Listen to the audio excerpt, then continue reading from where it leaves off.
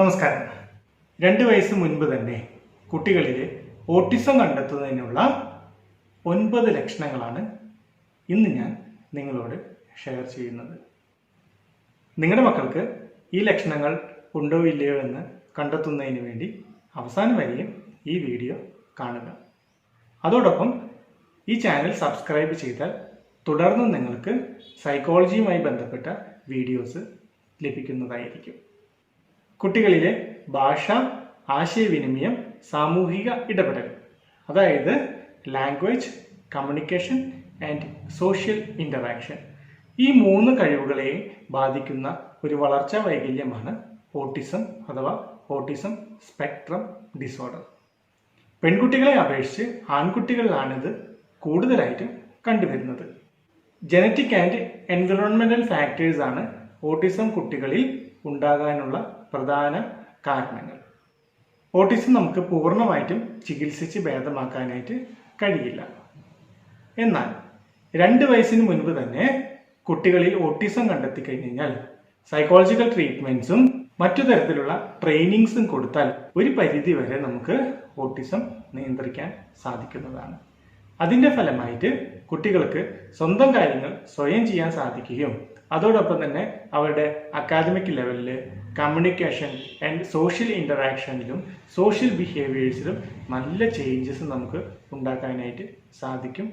നിങ്ങളുടെ കുട്ടികൾക്ക് ഈ പറയുന്ന ലക്ഷണങ്ങൾ ഉണ്ടെങ്കിൽ ഉടൻ തന്നെ നിങ്ങൾ ട്രെയിൻഡ് ആയിട്ടുള്ള സൈക്കോളജിസ്റ്റുമാരെയോ അല്ലെങ്കിൽ ഡെവലപ്മെന്റൽ സൈക്കോളജിസ്റ്റുമാരെ കാണുകയും ഇത് ഓട്ടിസം ആണോ അല്ലെങ്കിൽ മറ്റു തരത്തിലുള്ള ജനിതക വൈകല്യമാണോ എന്ന് പൂർണ്ണമായിട്ടും ഉറപ്പുവരുത്തേണ്ടതാണ്.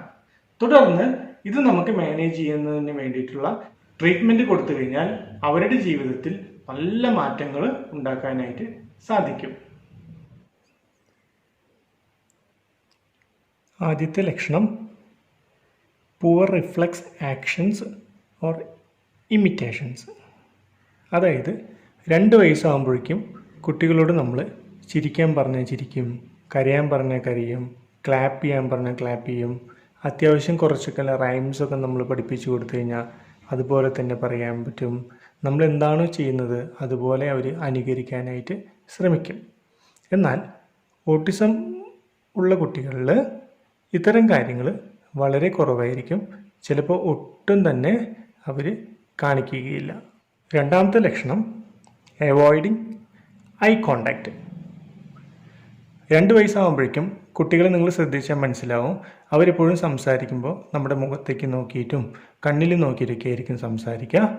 പക്ഷേ ഓട്ടിസമുള്ള കുട്ടികളിൽ അവരൊരിക്കലും നമ്മളുടെ മുഖത്ത് നോക്കി സംസാരിക്കില്ല. ഒന്നെങ്കിൽ താഴേക്ക് നോക്കിയോ അല്ലെങ്കിൽ സൈഡിലേക്ക് നോക്കിയോ അല്ലെങ്കിൽ അവരെന്താണോ ചെയ്യുന്നത് അതിൽ മാത്രം ശ്രദ്ധിച്ചുകൊണ്ട് നമ്മളുടെ മുഖത്തേക്ക് ഒരിക്കലും നോക്കില്ല. മൂന്നാമത്തെ ലക്ഷണം impairment in every day functioning. 2 വയസ്സാകുമ്പോഴേക്കും കുട്ടികൾക്ക് അത്യാവശ്യം സ്വന്തം കാര്യങ്ങൾ ചെയ്യാനായിട്ട് പറ്റും. പ്രത്യേകിച്ച് ടോയ്ലറ്റിൽ പോകണമെന്നുണ്ടെങ്കിലൊക്കെ എല്ലാം അവരതിൻ്റെ ആദ്യത്തെ ലക്ഷണങ്ങൾ കാണിച്ചു തരും. ഓട്ടിസത്തിൻ്റെ ലക്ഷണങ്ങൾ സംശയിക്കുന്ന കുട്ടികളിൽ ഇത്തരം കാര്യങ്ങളിൽ വളരെ പിന്നോക്കമായിരിക്കും. പലപ്പോഴും അവർക്ക് ടോയ്ലറ്റിൽ പോകണമെന്നുണ്ടെങ്കിൽ അവർക്ക് പറയാനറിയില്ല. അവർ യൂറിനേറ്റ് ചെയ്ത് കഴിഞ്ഞാൽ ഒരിക്കലും നമ്മളോട് പറയില്ല. അതുപോലെ തന്നെ അപ്പിയിട്ട് കഴിഞ്ഞാലൊന്നും ഒരിക്കലും പറയില്ല. നമ്മൾ പരിശോധിച്ചാൽ മാത്രമേ അവർ അപ്പിയിട്ടു എന്ന് നമുക്ക് മനസ്സിലാകുകയുള്ളൂ. ഇനി അഥവാ പോട്ടി ട്രെയിനിങ് കൊടുത്താലും അവർക്ക് ഫോഴ്സ് ചെയ്തുകൊണ്ട് അപ്പിയിടാനുള്ള കഴിവിൽ മറ്റു കുട്ടികളെ കമ്പയർ ചെയ്യുമ്പോൾ വളരെയധികം പിന്നോട്ട് ആയിരിക്കും. നാലാമത്തെ ലക്ഷണം നോട്ട് റെസ്പോണ്ട് ടു നെയിംസ്. അതായത് നമ്മൾ പേര് വിളിച്ചു കഴിഞ്ഞാൽ അവരൊരിക്കലും റെസ്പോണ്ട് ചെയ്യില്ല.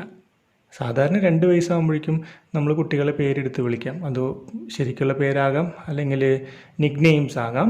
നമ്മൾ വിളിച്ചു കഴിഞ്ഞാൽ അവരപ്പോൾ തന്നെ ഓടി വരും. പക്ഷേ ഓട്ടിസത്തിൻ്റെ ലക്ഷണമുള്ള കുട്ടികൾ വിളിച്ചു കഴിഞ്ഞ് കഴിഞ്ഞാൽ ഒരിക്കലും വിളി കേൾക്കുകയോ റെസ്പോണ്ട് ചെയ്യുകയോ ഒന്നും ചെയ്യില്ല. തൊട്ടടുത്ത് ചെന്ന് നമ്മൾ പേര് വിളിച്ചാൽ പോലും അവർ നമ്മുടെ മുഖത്തേക്ക് നോക്കുകയോ റെസ്പോണ്ട് ചെയ്യുകയോ ചെയ്യില്ല. അഞ്ചാമത്തെ ലക്ഷണം delay in walking or toe walking. സാധാരണ കുട്ടികൾ 8 മാസമാകുമ്പോഴേക്കും നടക്കാനുള്ള ശ്രമങ്ങൾ ആരംഭിക്കും.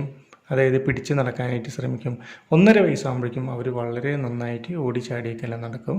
പക്ഷേ ഓട്ടിസമുള്ള കുട്ടികളിൽ ആ നടത്തം കുറച്ച് ഡിലേ ആയിരിക്കും. അതുപോലെ തന്നെ ചില കുട്ടികളിൽ ടോ വാക്കിംഗ് കണ്ടുവരുന്നുണ്ട്. അതായത് സാധാരണ നമ്മൾ നടക്കുമ്പോൾ കാൽപാദം മുഴുവൻ പതിച്ചു വെച്ചിട്ടായിരിക്കും നടക്കുക. പക്ഷേ ഓട്ടിസത്തിൻ്റെ ലക്ഷണങ്ങളുള്ള ചില കുട്ടികൾ നടക്കുമ്പോൾ കാലിൻ്റെ ഉപ്പിറ്റി ടച്ച് ചെയ്യാതെ പാദം വെച്ചിട്ട് മാത്രമായിരിക്കും അവർ നടക്കുന്നത്. ആറാമത്തെ ലക്ഷണം no speech or delayed in speech. 1.5 വയസ്സാകുമ്പോഴേക്കും കുട്ടികൾ അത്യാവശ്യം നന്നായിട്ട് സംസാരിക്കാനായിട്ട് തുടങ്ങും. പക്ഷേ ഓട്ടിസത്തിൻ്റെ ലക്ഷണമുള്ള കുട്ടികൾ 1.5 വയസ്സ് കഴിഞ്ഞാൽ 2 വയസ്സ് കഴിഞ്ഞാലും അവർ സംസാരിക്കില്ല. 7ാമത്തെ ലക്ഷണം live in their own world and play alone. അതായത് ഓട്ടിസമുള്ള കുട്ടികളെ നിങ്ങൾ ശ്രദ്ധിച്ച് നോക്കിയാൽ മനസ്സിലാവും, അവരൊരു സ്ഥലത്തിരുന്ന് എന്തൊക്കെയോ കളികളിൽ ഏർപ്പെടുന്നു. ചുറ്റും എന്ത് നടന്നാലും അവരതൊന്നും ശ്രദ്ധിക്കില്ല. ഇപ്പോൾ നമ്മളൊരു ഫംഗ്ഷനൊക്കെ കൊണ്ടുപോയി കഴിഞ്ഞാൽ അവർക്ക് എന്തെങ്കിലും ഒരു ടോയ് കിട്ടി കഴിഞ്ഞാൽ ആ ടോയ് വെച്ചിട്ട് അവിടെ കളിക്കും. പക്ഷേ ചുറ്റും എന്താണോ നടക്കുന്നത് ആ പ്രായത്തിലുള്ള മറ്റു കുട്ടികൾ ചെയ്യുന്ന ആക്ടിവിറ്റികൾ പോലൊന്നും അവർക്ക് ചെയ്യാനായിട്ട് സാധിക്കുകയില്ല. ഒറ്റയ്ക്കിരുന്ന് മാത്രമേ അവർ കളിക്കുള്ളൂ. 8ാമത്തെ ലക്ഷണം flapping hands, spinning in circle, impulsivity. അതായത് ഓട്ടിസത്തിൻ്റെ ലക്ഷണമുള്ള കുട്ടികൾ നടക്കുമ്പോൾ ശ്രദ്ധിച്ച് നോക്കിയാൽ പറ്റും, അവർ 2 കൈകളും വെറുതെ ഇങ്ങനെ ചലിപ്പിച്ചുകൊണ്ടേയിരിക്കും. ചില കുട്ടികളാണെങ്കിൽ ഇങ്ങനെ വട്ടത്തിൽ ഇങ്ങനെ കറങ്ങിക്കൊണ്ടേയിരിക്കും. എവിടേക്കെങ്കിലുമൊക്കെ നമ്മൾ പോയി കഴിഞ്ഞ് കഴിഞ്ഞാലൊക്കെല്ലാം വീട്ടിനകത്താക്കാം പുറത്താകാം ഇങ്ങനെ കറങ്ങിക്കൊണ്ടേയിരിക്കും. പിന്നെ അടങ്ങി ഒതുങ്ങിയിരിക്കില്ല. അങ്ങോട്ട് ചാടി ഇങ്ങോട്ട് ഓടി അങ്ങോട്ട് മറിഞ്ഞൊക്കെ എല്ലാം ഭയങ്കര ഇമ്പൾസിവിറ്റി അല്ലെങ്കിൽ ഹൈപ്പർ ആക്ടിവിറ്റി ഒക്കെ ആയിരിക്കും 2 വയസ്സിന് മുമ്പ് തന്നെ ഇത്തരം കുട്ടികൾ കാണിക്കുക. 9ാമത്തെ ലക്ഷണങ്ങൾ റിപ്പീറ്റേറ്റീവ് മൂവ്മെൻറ്റ്സ്. അതായത് ഇവരെപ്പോഴും കാണിക്കുന്നത് ഒരേ തരത്തിലുള്ള കാര്യങ്ങളായിരിക്കും. ഇപ്പോൾ ഒരു ടോയ് എടുത്ത് കളിക്കുകയാണെങ്കിൽ ആ ടോയ് മാത്രമാണ് എന്നും കളിക്കുക. അവർ കളിക്കുന്ന രീതിയൊക്കെല്ലാം ഒരേപോലെ ആയിരിക്കും. പ്രത്യേകിച്ച് ഇപ്പോൾ ഒരു കാർ എടുത്തൊക്കെ കളിക്കുകയാണെങ്കിൽ ഒന്നെങ്കിൽ ആ കാറൊക്കെ അല്ലെങ്കിൽ ലൈനായിട്ട് വെക്കും, അല്ലെങ്കിൽ ആ കാറിൻ്റെ വീൽ ഇങ്ങനെ വെറുതെ കറക്കിക്കൊണ്ടിരിക്കും. ഇന്ന് ചെയ്യുന്ന അതേ രീതിയിലുള്ള കളി തന്നെയായിരിക്കും നാളെയും മറ്റന്നാളും തുടർന്ന് ഇങ്ങനെ ചെയ്തുകൊണ്ടിരിക്കുക. ഒരു വ്യത്യാസവും അവരുടെ കളികളിൽ ഉണ്ടായിരിക്കുകയില്ല.